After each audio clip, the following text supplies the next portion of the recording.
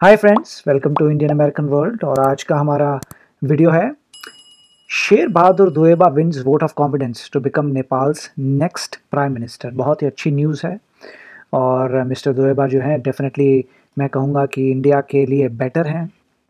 तो देखते हैं आगे। अब देखिए, ये नेपाल है और नेपाल में जो एसेंशली उनका जो नॉर्दर्न बॉर्डर है वो मोस्टली पूरा चाइना के साथ है और जो सदर्न बॉर्डर है वो इंडिया के साथ है। इस तरफ भी, इस तरफ भी, इस तरफ भी, ऑलमोस्ट पूरा मतलब इंडिया के साथ है, चाइना के पास है। और यहाँ पे जो एरिया है पूरा तिब्बत का है, राइट। तो नॉर्मली जब हम बात करते हैं कि इंडिया को जो है कुछ करना चाहिए था तिब्बत के लिए, तो देखना पड़ेगा कि मैक्सिमम जो था बॉर्डर जो है नेपाल का ही था तिब्बत के साथ, और इंडिया के साथ हिमाचल है। हिमाचल के नीचे जो है ये एरिया था जो हमारा तिब्बत से मिलता था।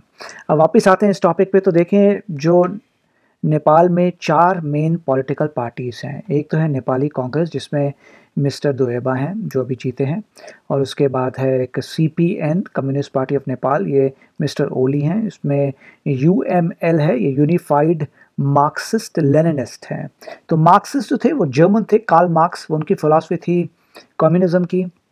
और जो है ये लेनिन थे, एल फॉर लेनिन, ये लेनिन रशियन है। और उसके बाद जो है तीसरी पार्टी है सीपीएन, माओइस्ट, और इसके मिस्टर दहल हैं। अब ये जैसे ही वर्ड माओइस्ट आता है तो ये माओ जो हैं वो लीडर थे चाइना के, माओ।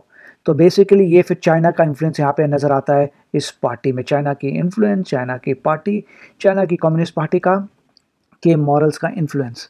और लास्ट उनकी है जनता समाज पार्टी, समाजवादी पार्टी। अब देखिए, मिस्टर जो दोएबा हैं उनको सिर्फ 136 वोट्स चाहिए थे और उनको मिले हैं 165।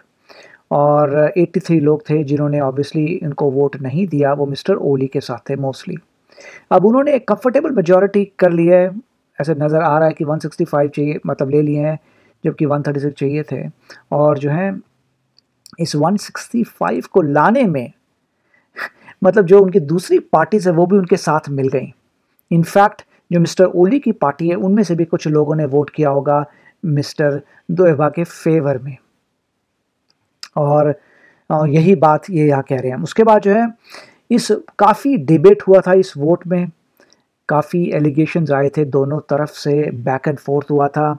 और मिस्टर ओली की पार्टी यही कह रही थी कि जो हाउस को डिसॉल्व किया था वो सही था और सुप्रीम कोर्ट गलत है। और वहाँ से जो है मिस्टर दोएबा के सपोर्टर्स थे वो ये कह रहे थे, देखिए भाई आपने गलत किया है, मिस्टर ओली ने 2 बार डिसॉल्व की है, हाउस को डिसॉल्व किया है, सुप्रीम कोर्ट जो कह रहा है वही सही है। और जो मिस्टर दहल हैं वो यहाँ पे ये कह रहे थे कि भाई देखिए मिस्टर ओली जो है वो ऑटोक्रेट हैं। मतलब ऑटोक्रेट मतलब कि मान लीजिए a person with full power like a king, और उन्होंने जो है कॉन्स्टिट्यूशन के हिसाब से कार्य नहीं किया। प्लस उन्होंने ये भी कहा जो प्रेसिडेंट हैं विद्या देवी भंडारी, वो भी मिली हुई हैं मिस्टर ओली के साथ और सिस्टमेटिकली उन्होंने जो है कॉन्स्टिट्यूशन के अगेंस्ट गए हैं। तो काफ़ी मतलब आगे बैक एंड फोर्थ चल रहा है, उसके कुछ रीजंस हैं। और हुआ ये था कि मिस्टर ओली को जो है सुप्रीम कोर्ट ने हटा दिया था, और सुप्रीम कोर्ट ने कहा था मिस्टर ओली को हटाया जाएगा। और वहाँ से मिस्टर दोएबा जो है वो एक लेटर लेके आए थे।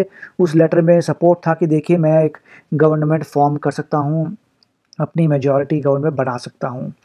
तो देखा ये जा रहा था कि मिस्टर ओली जो हैं वो पहले जब दिखा कि उनकी जब भी कुछ प्रॉब्लम आती थी तो वो सीधा डिसॉल्व भी कर देते थे हाउस को, कि डिसॉल्व कर दीजिए हाउस को, और उसके बाद दोबारा से इलेक्शंस हो गए। तो यहाँ पे प्रॉब्लम आ रही थी। कुछ लोगों ने ये भी कहा था कि करप्शन है, प्रॉब्लम्स हैं उसके कारण।